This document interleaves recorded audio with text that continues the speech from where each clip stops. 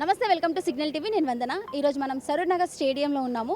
హైడ్రాలో 150 పోస్టులు ఇక్కడ ఇవ్వడం వల్ల చాలామంది నిరుద్యోగులు యువత వచ్చారు.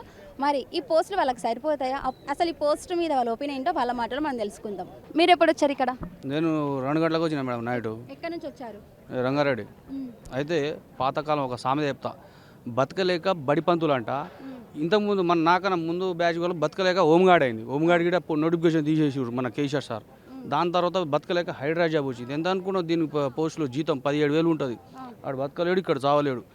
మన ఇంతమంది విద్యార్థులు, ఇంతమంది స్టూడెంట్స్, ఇక్కడ ఇంతమంది అభ్యర్థులు ఎందుకు వచ్చారంటే ఒకసారి క్వశ్చన్ వేయండి మేడం, నాకు ఎందుకు వచ్చారో చెప్తా చూడు. దానికి కూడా 7,000 పోస్టులు ప్రపంచంలో, అంటే ప్రపంచం ఇంత అతిపెద్ద నోటిఫికేషన్, పోలీస్ నోటిఫికేషన్ ఏడా లేదు. మన తెలంగాణలో రేవంత్ రెడ్డి సార్ ఘనత 7,000. ఇంతకుముందు ఎవరు వేయలే, కేసీఆర్ వేయలే, ఎవరు వేయలే. 7,000 అంటే ఏమనుకుంటున్నాం మేడం? ఇంటికి ఒక జాబ్ ఇవ్వచ్చు మన తెలంగాణ, అంతే రాబరా. అందుకు కాబట్టి విద్యార్థులు అవి సరిపోయి, ఇంకా అవి 7,000 పోస్టులు సరిపోక అందరు ఫుల్ఫిల్ అయిపోయాక ఈ జాబ్కి వచ్చారు. ఒక్కొక్కడు పీజీలు, పోస్ట్ గ్రాడ్యుయేట్లు, ఇంకా పై చదువు చదివిన ఎంటెక్, డిగ్రీలు, పెద్ద పెద్ద చదువు చదివిన వాళ్ళు కూడా పాపం వాళ్ళకి చూస్తే నేను కూడా యాజ్ ఎ పోస్ట్ గ్రాడ్యుయేట్. ఈ హైడ్రా అంటే నాకు తెలిసి ఇప్పుడు వీళ్ళు చేపించే జాబ్ ఏదంటే మోరీలు, రోడ్ల మీద చిన్న చిన్న జాబ్.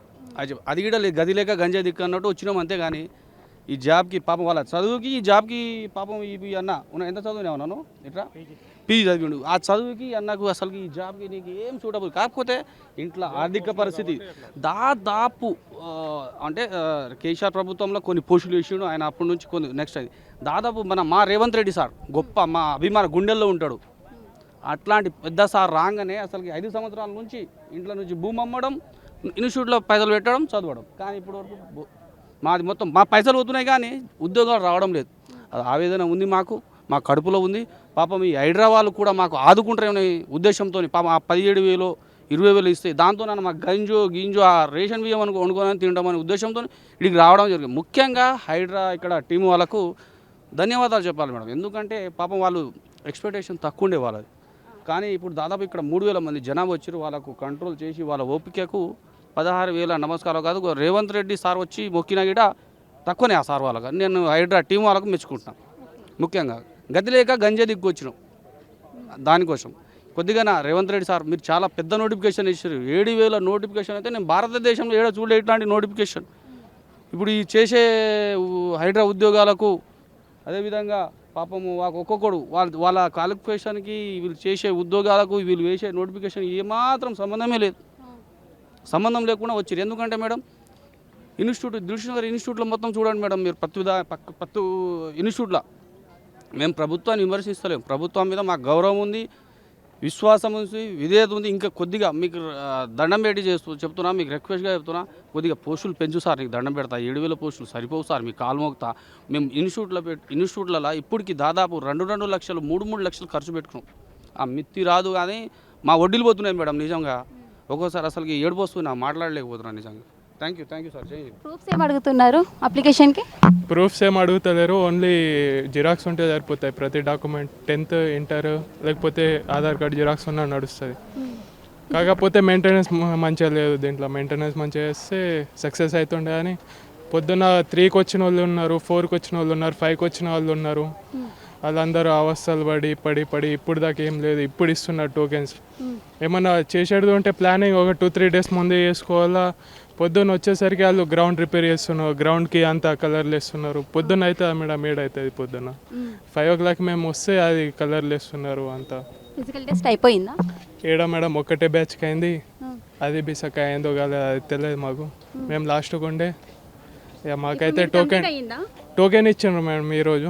మాకేమో 10 డేట్ ఇచ్చిండ్రు, అంటే డేట్స్ ఎక్స్టెండ్ చేసిండు అన్న. మాది కామారెడ్డి డిస్టిక్. ఎప్పుడు వచ్చారు? మేము పొద్దున్న 4 గంటలకు వచ్చినాం. అయితే 150 పోస్టులు ఉన్నాయంటే 150 పోస్టులు అంటే అందరూ ఆర్మీకి కానీ కానిస్టేబుల్ కానీ ప్రిపేర్ అవుతుంది కదా, తక్కువనే ఉంటాయేమో కాంపిటీషన్ వచ్చినాం. ఇక్కడికి వచ్చిన తర్వాత 6,000 7,000 మంది ఇంతమంది ఉన్నారు. ఇంతమంది ఏడికైనా వచ్చినాయంటే ఆదిలాబాద్, నిజామాబాద్, మెదక్, రంగారెడ్డి, కరీంనగర్, నల్గొండ, వరంగల్, ఖమ్మం ఇట్లా ప్రతి ఒక్క జిల్లా నుంచి ఇక్కడికి వచ్చింది. ఇక్కడికి వచ్చిన తర్వాత చూస్తే గ్రౌండ్ చూస్తే ఆ 400 meters లేదు, అంతకన్నా ఎక్కువనే ఉంది. అది అంతకన్నా ఎక్కువ ఉంది. మళ్ళీ ఇక్కడ చూస్తేనేమో ప్రొటెక్ట్ అనేది లేదు. అసలు గవర్నమెంట్ ఏం చేస్తుందో అనేది తర్వాత ముచ్చట పెడితే అసలు పోలీస్ సిబ్బందులు అనేది ఏం చేస్తుండ్రు, అది కానిస్టేబుల్ అనేటోళ్ళు లేకపోతే మరి కానిస్టేబుల్ పోస్టులు అనేవి పెంచాలి కదా. మరి కానిస్టేబుల్ పోస్టులు అనేది పెంచకపోతే కనీసం హోంగార్డులు అనేవి పెంచాలి కదా. ఇట్లా ఏం పెంచకపోతే ఇట్లా ప్రజలు కానీ లేకపోతే నిరుద్యోగులు కానీ ఎట్లుంటారు, ఏం తింటారు, ఏం అంటారు, అసలు ఈ సిస్టమ్ అనేది ఏ విధంగా పోతుంది. అది ఏం చదువుకున్నారు బ్రదర్ మీరు? నాది ఇంటర్ కంప్లీటెడ్, ఇప్పుడు డిగ్రీ రన్నింగ్. ఇంతకుముందు దేనికైనా ట్రై చేశారా? ట్రై చేసినాం, ఎస్ఎస్బికి ట్రై చేసిన, మళ్ళీనేమో ఎస్ఎస్సి జీడీకి ట్రై చేసిన, మళ్ళీనేమో అది ఆర్మీకి ట్రై చేసిన. ఇట్లా ఇవన్నిటికి ట్రై చేసిన కాబట్టి ఆ గ్రౌండ్ని చూసినాక టక్కన బల్బ్ వెలిగింది. 400 మీటర్స్ కానీ ఎక్కువనే ఉంది అది. మరి లాంగ్ జంప్, షార్ట్ పుట్ ఇవన్నీ కూడా ఇవన్నీ నార్మల్ బాగానే ఉన్నాయి. కానీ అది 400 మీటర్స్ గ్రౌండ్ అనేది మాత్రం బాగానే ఉంది.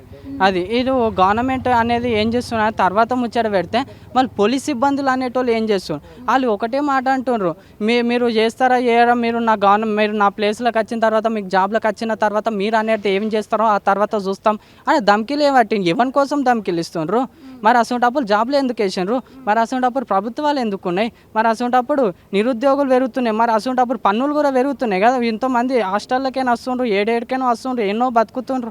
మరి అసలు వాళ్ళకంటూ ఒక ప్రొటెక్ట్ కల్పించాలిగా. ఇప్పుడు కానిస్టేబుల్ జాబులు పడ్డాయి, ఎప్పుడు తెలుసా, జాబ్ రాసే ఎగ్జామ్ ఒక సంవత్సరం అయితే మళ్ళీ అవి ఈవెంట్ ఇంకో సంవత్సరం జరుగుతాయి, ఆ మెరిట్ లిస్ట్ ఇంకో సంవత్సరం వస్తాయి. మళ్ళీ అప్పటికల్లా ప్రభుత్వాలు తీరిపోతే, ప్రభుత్వాలు మారిపోతే మీరు రాసిన ఎగ్జామ్ అనేది నేను రాగానే నేను అనేది మీ జాబ్లోకి ఎక్కిస్తాను, నాకు ఖచ్చితంగా మేము మాట ఇస్తున్నాము, మీరు నా కోటి ఏంట్రా అని అంటారు. అంటే జాబ్ల పేరు మీద, నిరుద్యోగుల పేరు మీద, ప్రతి ఒక్కళ్ళ మీద మొత్తం వాడుకుంటున్నారు తప్ప సొసైటీలో. మళ్ళీ ఇంకో ముచ్చట ఏంటంటే ప్రతి ఒక్క దాని మీద పన్నులు పెంచారు. ఎస్టర్డే నుంచి మేము అంతా స్ట్రగుల్ చేసుకొని డిస్ట్రిక్ట్ నుంచి వేరే డిస్ట్రిక్ట్ నుంచి వచ్చినాము. మరి మీరు 2-3 రోజుల ముందే అన్నీ ప్రిపేర్ చేసుకొని పెట్టుకోవాలి కదా, మేము అంత దూరం నుంచి వస్తున్నామని. మళ్ళీ ఏమంటారు 150 పోస్టులకే ఇంతమంది వస్తారా, ఇంతమంది ఎందుకు వస్తారు అని వాళ్ళు క్వశ్చన్ చేస్తారు. అవును వస్తారు, తప్పకుండా వస్తారు, మాకు జాబ్స్ లేవు, మేము ఇట్లా విలేజ్లో కష్టపడుతున్నాం, మాకు కూడా జాబ్ కొట్టాలని ఉంటుంది కదా, మాకు కూడా మా ఫ్యామిలీని పెంచుకోవాలి, ఇట్లా చేసుకోవాలని ఉంటుంది కదా. మరి జాబ్ 150 ఉన్నారు, మీరు ఇంతమంది ఎందుకు వస్తారంటే పక్కా వస్తారు. నిరుద్యోగులు ఉన్నారు, అందరూ వస్తారు, 35 ఏజ్ బిలో ఉన్నారు కాబట్టి, లైసెన్స్ ఉన్న వాళ్ళు కాబట్టి ప్రతి ఒక్కళ్ళు వస్తారు. అరే దీంట్లో అయినా నాకు జాబ్ వస్తుందేమో అని వాళ్ళ ప్రయత్నం చేయడానికి వస్తారు. నువ్వు ఎట్లా అంటావు, నువ్వు రావద్దు, మీరు ఎందుకు వస్తారు ఇంతమంది అని? వస్తారు, తప్పకుండా వస్తారు ప్రయత్నం చేయడానికి. ఇప్పటివరకు ఫుడ్ తినలేడు, ఆడ గొడవ పడుతురు. మరి వీళ్ళతో ఎట్లా మాట్లాడాలి, ఎట్లా అయితే కంట్రోల్ ఉంటారు అనేది తెలియదా మీకు? ఇదంతా ప్రాసెస్ ఒక సిస్టమేటిక్గా లేదు. ఫస్ట్ సిస్టమేటిక్గా ఉంటే యాక్చువల్లీ ఇప్పటివరకు ఒక 500 కాకుండా 1000 ఇట్లా 70 మెంబర్స్ వరకు అయిపోయేటోళ్ళంతా. ఇప్పుడు మళ్ళీ కండక్ట్ చేస్తున్నారు. ఏ గ్రూప్ అయిందని చెప్పారు, ఇప్పుడు మళ్ళీ కండక్ట్ చేస్తున్నారు. ఇది ఈరోజు డేట్ 8, రేపు డేట్ 9 కొంతమందికి, డేట్ 10కి కొంతమందికి. ఇట్లా ఇంతకుముందు గ్రౌండ్లో కూర్చోబెట్టి మాట్లాడారు. ఇవన్నీ ముందే ప్లానింగ్ లేదు. బ్యాచెస్ వైజ్ గా మీకు లోపలికి తీసుకుని వెళ్తున్నారు కదా, అంటే టోకెన్ ఇస్తున్నారు అంటున్నారు కదా. తర్వాత ఇచ్చిర్రు బ్యాచెస్ వైజ్ ఇలే టోకెన్ అందరికి ఏంటి సార్ అంటే అట్లా ఇయ్యము, ఈరోజు 1000 మెంబర్స్కి ఇస్తాము, మిగతా వాళ్ళు రేపు రండి టోకెన్ లేదంటే అట్లా కుదరని కొంతమంది మాట్లాడిర్రు లేచి మా దాంట్లో నుంచి. అయితే వాళ్ళకి అందరికీ టోకెన్స్ ఇచ్చిర్రు, మాకు కూడా టోకెన్ ఇచ్చిర్రు. మాకైతే రేపు వేసిర్రు డేటు, ఇంకా కొంతమందికి 10కి వేసిర్రు. ఇక రేపు రావాలి, మళ్ళీ 10కి రావాలి. ఇప్పుడు మేము వేరే డిస్ట్రిక్ట్ నుంచి వచ్చిన వాళ్ళు ఉన్నాం కదా, మరి మేము ఏడ స్టే చేయాలి? ఒకటే అంటే ఉంచుతారు ఎక్కడైనా సరే, మనీ ఎవరు పెడతారు ఇక్కడ? ఇది హైదరాబాద్లో ఫుడ్ తినాలి, ఫుడ్ రేట్లు ఏంటి ఉంటాయి, రూమ్ రేట్లు ఏంటి ఉంటాయి? మీరు ఎక్కడి నుంచి వచ్చారు? మేము కొమరంభీం డిస్ట్రిక్ట్. ఎప్పుడు వచ్చారు? మేము నిన్న నైట్ వచ్చినాం మేడం. నేను ఒకటి అడుగుతాను, ఇది 150 పోర్ట్స్ అని చెప్పి డిఆర్ఎఫ్ సెలక్షన్ కమిటీ ఇచ్చింది మేడం. 150 పోర్ట్స్కి ఓన్లీ ఈవెంట్స్ పెట్టారు, ఎగ్జామ్ కూడా లేదు. ఆ 150 పోస్ట్ల కోసం 3000 మంది దగ్గర వచ్చారు మేడం. ఓన్లీ ఈ రోజే 3000 మంది వచ్చారు, ఇంకా రేపు కూడా సెలక్షన్ ప్రాసెస్ ఉంది. ఈ 3000 మందిలో ఒక 500 మెంబర్స్ అన్నింటిలో క్వాలిఫై అవుతారు మేడం. మ్యాక్సిమం ఒక అంచనా వేసుకున్న కూడా 500 మెంబర్స్ రన్నింగ్లో, లాంగ్ జంప్లో, షార్ట్ పుట్లో అన్నింటిలో క్వాలిఫై అవుతారు. దాంట్లో అక్కడ మెరిట్ ఏం లేదు మేడం, నార్మల్గా చూస్తున్నారు, మెరిట్ ఏం లేదు. ఇప్పుడు ఈ సెలక్షన్ కానీ ఎట్లా తీస్తారు మేడం? 150 పోస్ట్స్ అంటే అందులో 50 పోస్టులు హెవీ లైసెన్స్ ఉన్న వాళ్ళకి, డ్రైవర్ వాళ్ళకి పోతాయి మేడం. ఇంకా 100 పోస్ట్ని ఇంతమందికి ఎట్లా డివైడ్ చేస్తారు? మెరిట్ లిస్ట్ చూస్తామంటున్నారు మేడం, ఓకే, దాని పరంగా మెరిట్ లిస్ట్ పరంగా ఓకే, కానీ మెరిట్ లిస్ట్ అక్కడ చూడట్లేదు కదా, నార్మల్గా రన్నింగ్ పెడుతున్నారు కదా, అందరికి ఒకే టైమింగ్లో వచ్చేస్తున్నారు కదా. దీనికి ఎట్లా మరి సెలక్షన్ కమిటీ దీని మీద ఏం యాక్షన్ తీసుకుంటుంది? సరే ఈరోజు మొత్తానికి ఇంతమంది మీరు వస్తారని ఇంతమంది గెట్ చేయకుండా ఈరోజు సెలక్షన్స్ ఆపేసి వచ్చిన ప్రతి ఒక్కరికి ఒక డేట్ ఇచ్చి సెలక్షన్ కమిటీలో చూస్తారో అది ఒకటి క్లారిటీ ఇవ్వండి మాకు. మీరు ఈవెంట్స్ పరంగా మెరిట్తో తీస్తారో లేదంటే దీని తర్వాత దీని నెక్స్ట్ ప్రాసెస్ ఏందో అదొక క్లారిటీ కావాలి మేడం మాకు. మేము ఎందుకంటే మేము ఎవరు మేడం పోస్టులు 150 అయినా ఒకటైనా ఆ ఒకటే మాదనుకొని వస్తాం. మేము ఒకటే మాదనుకొని 1,00,000 మంది కూడా పోటీకి వస్తాం మేడం. ఇప్పుడు నిరుద్యోగ యువత అంత ఘోరంగా ఉన్నారు. ఒక్క పోస్ట్ ఉన్నా కూడా మేము 3,000 కాదు 5,000 మంది కూడా వస్తాం మేడం. ఆ ఒక్క పోస్ట్ని మీరు ఎట్లా డిసైడ్ చేస్తారో అది మాకు క్లారిటీ ఇవ్వాలి నోటిఫికేషన్లో.